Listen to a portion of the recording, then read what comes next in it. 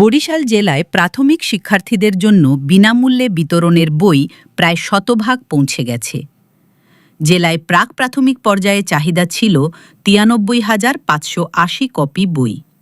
এরই মধ্যে সবগুলো বই পৌঁছে দেওয়া হয়েছে। প্রথম, দ্বিতীয় এবং তৃতীয় শ্রেণীর বাংলা ভার্সনের জন্য চাহিদা ছিল ৫,৩৮,৭১২ কপি বই।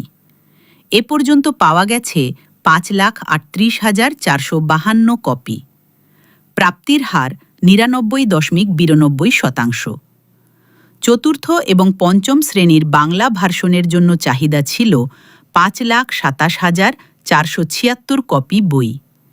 এ পর্যন্ত পাওয়া গেছে ৫,২৫,১৩৮ কপি, যা মোট চাহিদার ৯৯.৮৪%।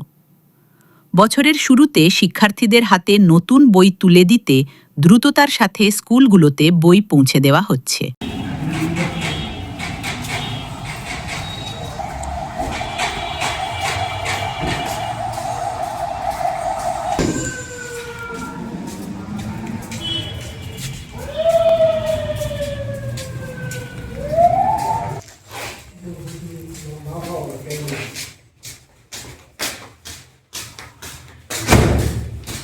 Deixa eu ver.